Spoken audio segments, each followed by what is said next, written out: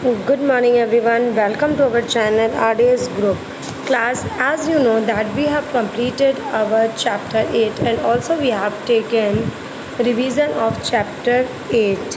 Class, before one or two day I have told you that we will not take revision classes because of half yearly, but now we have enough time to complete our course. So now I have decided to take revision after completing one chapter.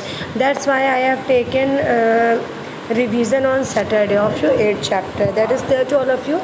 So everybody now see the next chapter, a memorable journey. As you see, the topic of the next chapter, chapter 9, is a memorable journey. So everybody has gone for journey.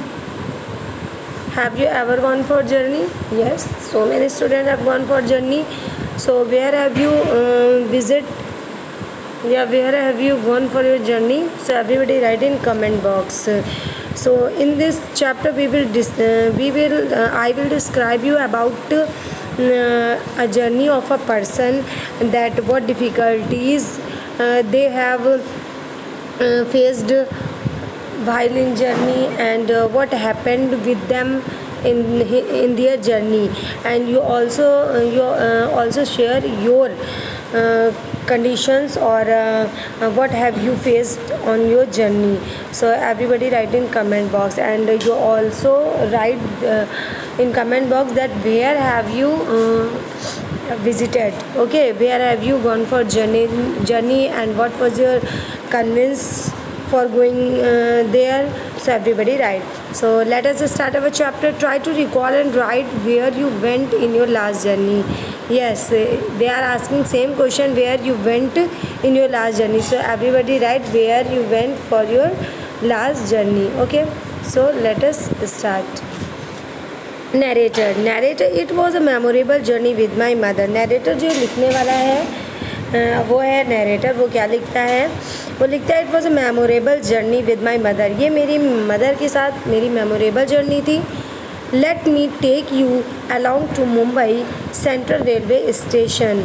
और मैं आप लोगों को ले चलता हूँ Mumbai central railway station में. That means the narrator's journey started from the Mumbai railway station. Okay, so it was 1930. Only 15 minutes were left for Mumbai New Delhi Rajdhani to depart. That means it was 9:30. That means only 15 minutes were left.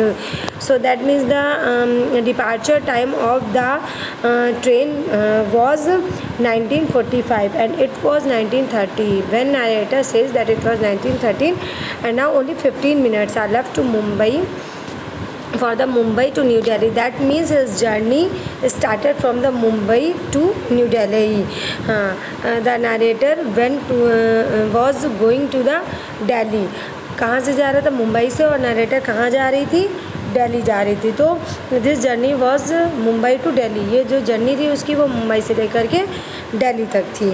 So New Delhi Rajdhani to depart. My dad was nervous because my mother was travelling with me. मेरे जो dad थे वो बहुत nervous थे. At that time he came to see off us and at that time he was very nervous because my mother first time my mother was going first time alone for journey without my father and with me. That means मेरे daddy बहुत nervous थे. क्यों nervous थे? क्योंकि जो माई mother was travelling, मेरी माँ जा रही थी वो मेरे साथ जा रही थी और बिना मेरे फादर के जा रही थी. And that was the first time when my mother went with me without my father. हमेशा उनके फादर जाते थे but this was the first time. And there journey started from the Mumbai to Delhi. वो मुंबई से न्यू दिल्ली जा रहे थे. And do you know the time of 1930 means 7:30. हाँ, तो आपको 1930 का मतलब नहीं पता होगा. 19 का मीन्स होता है जैसे 12 के आगे 1 o'clock आपका 13 हो जाता है. इन द सेम 1930 का मतलब होता है 7:30. तो 7:30 की उनकी ट्रेन थी और they have started from the Mumbai. उन्होंने मुंबई से शुरू की थी और कहाँ उनको जाना था? न्यू दिल्ली जाना था. और पहली बार ऐसा था कि वो अपने पापा के बिना जा रही थी. So next first narrator describe all this thing. Then come to the scene first. Scene first में क्या होता है, at the railway station. This is the scene of the railway station. Daddy I have set your luggage under your berth. Daddy कहते हैं here are given the name who is saying in the story. जो बोल रहा है उसका है, because it is a play that is describe. ये play type का प्ले में क्या होता है, अलग अलग सीन देते हैं कि now at home, now at scene first railway station, now at Mumbai railway station, now at Delhi railway station, now at home. इस टाइप से उसमें सीन दिए जाते हैं और इसी में देखिए बताया गया है। और इधर जो ये नेम होते हैं जो अपनी बात को कहता है, ठीक है, जो बोल रहा होता है मैंने क्या किया या मैं कहाँ जा रहा हूँ। सो फर्स्ट डैडी कहते हैं आई have set your luggage under your birth. मैंने बर्थ के नीचे तुम्हारा जो लगेज है, जो भी सामान हम साथ में ले आते हैं, उसको मैंने सेट कर दिया है। सो बी कंफर्टेबल, आराम से रहना। I will call you every now and then. मैं तुमको टाइम टाइम पे कॉल करता रहूँगा, ज़्यादा देर में मैं कॉल करके तुम लोग के हालचाल लेता रहूँगा। मम्मी कहती है don't worry we will be fine. आप टेंशन नहीं लीजिए, हम सब ठीक हैं। Tanya was a girl.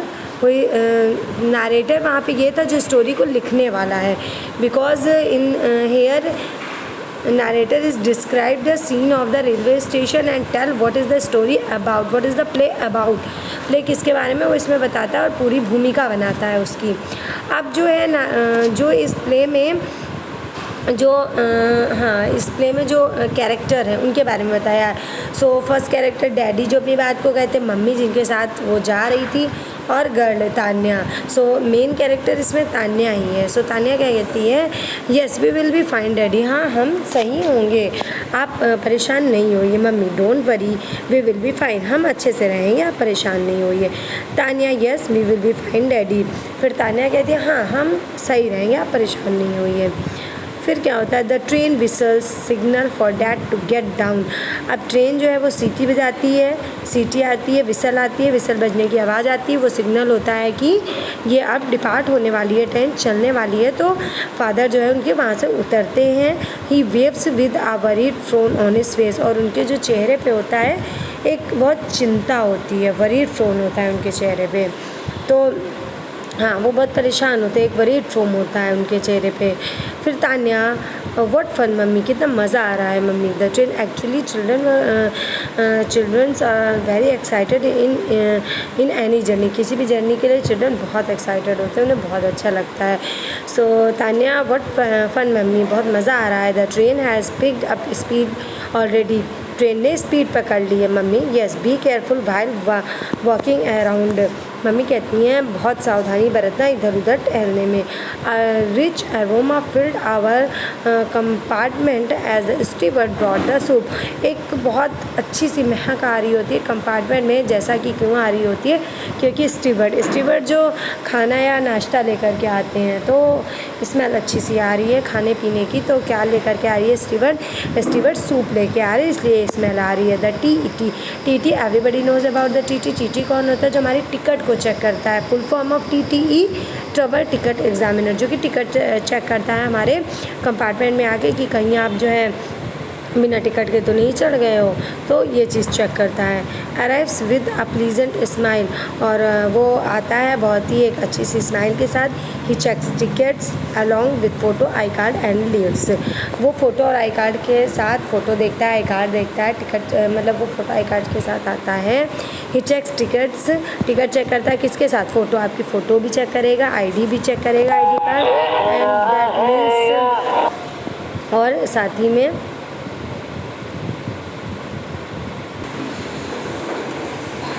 okay then what happened, TT travel ticket examiner arrives with a pleasant smile. He checks ticket along with the photo, ID cards and leaves. I have explained it. Now next mummy. अब mummy क्या कहती है, be careful with the soup. Tanya से कहती हैं कि soup के साथ बहुत केयरफुल रहना, बच्चे गिरा लेते हैं, गर्म होता है, जल जाते हैं। That's why she was saying this. It is steaming hot, क्योंकि ये गर्म है। यूज़ द फूड टेबल, तो वो बोलती हैं कि ये गर्म है इसलिए आप इसको यूज़ कर लीजिए, और यूज़ द जो है इस फूड टेबल ले लीजिए, सिट कंफर्टेबली बैठ जाइए। डू यू वांट हेल्प, क्या तुम्हें हेल्प की नीड है? देन तान्या ने कहा no mummy I will manage. Tanya कहती नहीं मम्मा मैं मैनेज कर लूँगी। Mummy smiles all right, mummy उनकी स्माइल करती हैं और कहती हैं ऑल राइट ठीक है। Then Tanya what's the matter mummy, फिर तान्या पूछती है क्या मैटर है? यू लुक डल, तुम डल दिख रही हो। मम्मी कहती no Tanya I am fine. उसको अपनी मम्मा का फेस डल दिखता है। Then she asked what happened mamma, you are looking dull, आप डल लग रही हो। तो कहती नो, तान्या कहती no I am fine. As the soft instrumental music plays in the background, जैसा कि जो music soft instrumental music play हो रहा है बैकग्राउंड में, फूड इज़ सर्व्ड, फूड जो है सर्व किया जा रहा है। ये सारी चीज़ें ट्रेन में हो रही थी। बैकग्राउंड में म्यूज़िक हल्की हल्की से बज रही है और लोगों को फूड सर्व किया जा रहा है। This all things happen as you all have seen in your journey, you all have seen in your compartment, in AC compartment और in other compartment, that such type of activity you have seen. So then what happened? Tanya lovely food but the best is the ice cream. तो वो कहता है food बहुत अच्छा food है, लेकिन ये जो आइसक्रीम है ना ये बहुत लवली है। सबसे अच्छी क्या है? आइसक्रीम है। फूड बहुत अच्छा है और सबसे अच्छी जो है ना वो आइसक्रीम है। व्हाट फन, बड़ा मज़ा आ गया आइसक्रीम खा के। That means she loves ice cream. After eating food I climb to my top most berth. फिर क्या होता है? फूड खाने के बाद, खाना खाने के बाद वो अपनी बर्थ में सबसे ऊपर टॉप वाले बर्थ पे चढ़ जाती है। 3 बर्थ होती है ना, मिडल में होती है, टॉप पे होती है, बिलो होती है। तो टॉप पे बर्थ पे चढ़ जाती है। Settle with the latest Tintin और टिंटिन कॉमिक, और अपनी कॉमिक्स के साथ वो सेटल हो जाती है। कॉमिक मतलब वो उसको रीड करने के लिए, टिंटिन नाम की कोई कॉमिक होती है, उसको वो रीड करने लगती है। That I had purchase from the book stall eight the railway platform, जो कि उसने कहाँ से ख़रीदी थी? रेलवे प्लेटफॉर्म से उसने ख़रीदी थी। उस कॉमिक के साथ वो बिजी हो जाती है। That I had purchase from the book stall eight the railway platform and mummy settles down in the middle, और मम्मी उसकी जो होती है वो मिडल बर्थ में लेट जाती हैं। देन अराउंड मिडनाइट में क्या होता है? The train comes to its first stop. जो ट्रेन होती है वो अपने फर्स्ट स्टॉप पे आती है। आई क्लाइम डाउन, मैं नीचे उतरता हूँ। आई क्लाइम डाउन, मैं नीचे उतरती हूँ। And peep out into the darkness of the night, और उतर कर मतलब अंधेरा होता है ना उस टाइम, रात में सारी लाइट्स ऑफ हो जाती हैं। तो मिडनाइट में ट्रेन फर्स्ट पहले स्टॉप पे अपने रुकती है, तो वो नीचे उतरती है। And peep out into the darkness of the night, तो वो मतलब झाँक करके देखती है उस अंधेरे में। देन सी सा साइन बोर्ड, और साइन बोर्ड वहाँ पे देखती, दैट सेज, जो बता रहा होता है, मतलब जिस पे लिखा होता है Surat. That means the first stop of Surat. वो कौन सा स्टॉप था?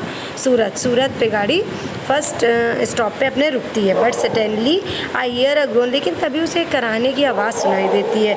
समवन टॉसेस इन डार्कनेस, कोई तो है, मतलब जो है कोई करवटें बदल रहा था इस अंधेरे में। अनदर पेनफुल ग्रोन, फिर से उसे बहुत दर्द भरी आवाज़ सुनाई देती है। I peep carefully to find it's my mother, और वो जो है फिर वो झाँक के देखती है बहुत सारा, तो देखती है कि वो तो उसकी माँ है, उसकी माँ ही करा रही होती है।